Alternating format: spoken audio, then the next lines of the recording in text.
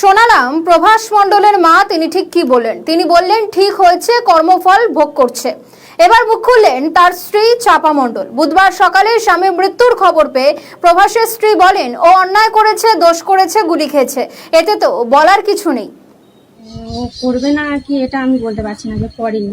আচ্ছা, কেন এরকমই আমার বিয়ের পরেও আমি ওর নোংরামও দেখেছি, অনেক অত্যাচার করে আমি এখন সংসার করছি। তো এটা আমি মানে মেনেই নিয়েছি যে ও করেছে। আচ্ছা। তা এই যে পুলিশের গুলিতে মারা গেল, কিছু বলবেন? না, ও অন্যায় করেছে, ও দোষ করেছে, ও হচ্ছে গিয়ে গুলি খেয়েছে, এটা বলার কিছু নেই। আচ্ছা, আপনি কি চাইছেন এখন? কি চাইছি বলতে যে ওখানে তো বাড়াইপুরে আমাদের যেতে বলছে, যাবো। স্বামীর দেহ নেবেন? মেয়ে বলতে যদি রাজি, বাড়ির লোক সবাই রাজি হয় তো আনা হবে। আচ্ছা, আপনার কয় সন্তান? একটা ছেলে। আচ্ছা, প্রবাস কি করতেন? কিছু করতো না, বাড়িতে থাকতো। কি নাম আপনার? চাপা মন্ডল। আচ্ছা, আমরা